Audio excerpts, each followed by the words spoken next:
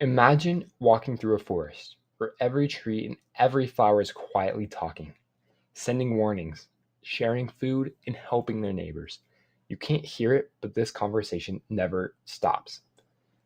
This might sound like something out of a science fiction novel, but it's very real. Plants communicate with each other constantly, and it turns out they do it in surprisingly complex ways. Today, I'm going to show you how plants talk, why it matters, and what it reveals about life itself. I'm especially interested in this topic because I'm a biology major and I'm fascinated by how these systems work. I also own plants, so understanding my plants better is very, very interesting to me. As well, plant communication just feels like nature's version of the internet. So, in this speech, I'm going to cover three things: how plants send messages through chemical signals in the air, how they stay connected through fungal networks underground, and why these systems matter to us and the planet.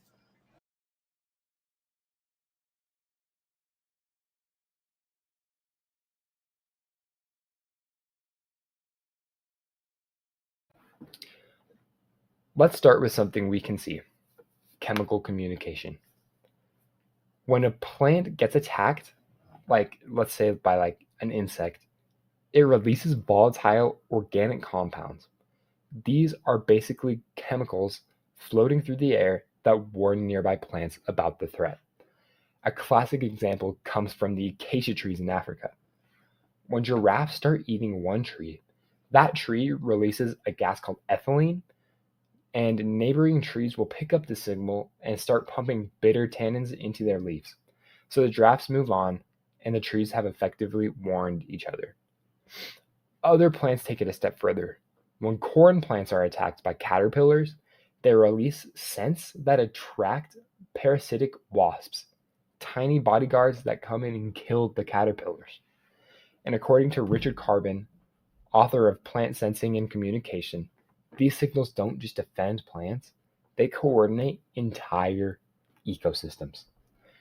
So through the air, plants can call for help and warn their friends, but that's only half of the story. The other half happens underground, in a vast network scientists call the Wood Wide Web.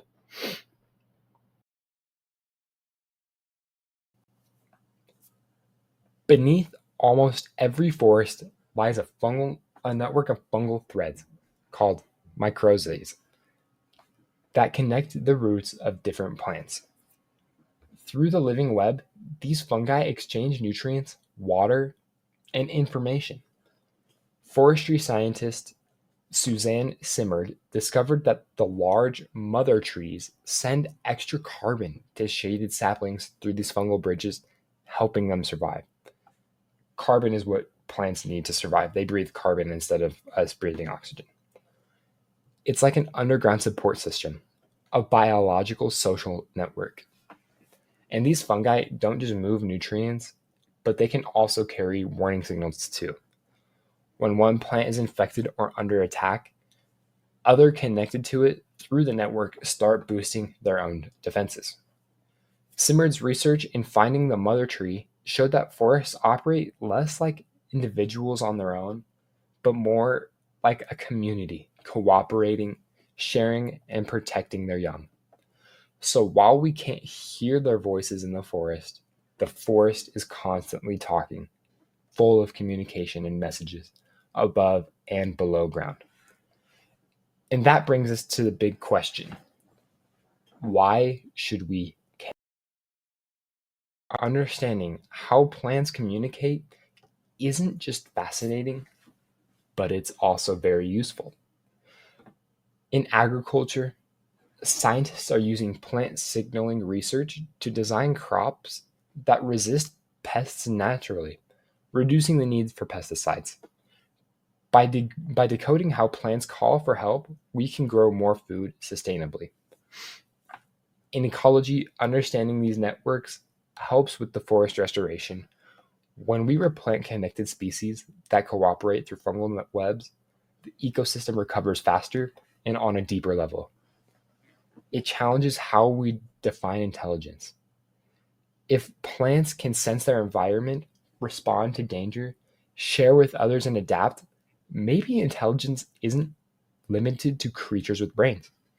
A 2013 ecology letter study by Bakovia and colleagues found that plants connected through fungi reacted faster to attacks than isolated ones, proving that these communication systems directly affect survival.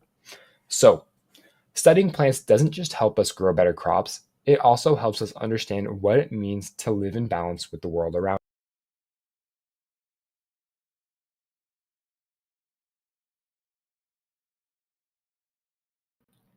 Let's return to the image we started with, walking through a forest.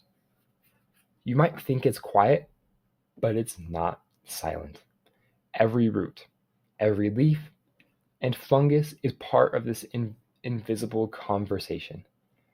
Plants communicate through the air, soil, and the networks that bind them, sustaining life in ways we're only beginning to understand. We've seen how they use chemical signals, how they connect through fungi, and how this knowledge can help humans and the planet.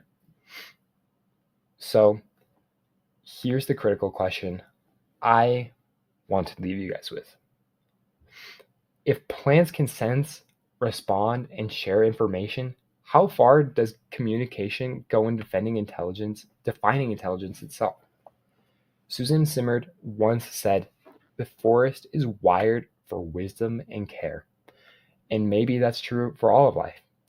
We just have to learn on how to listen. Thank you for listening. Have a good one.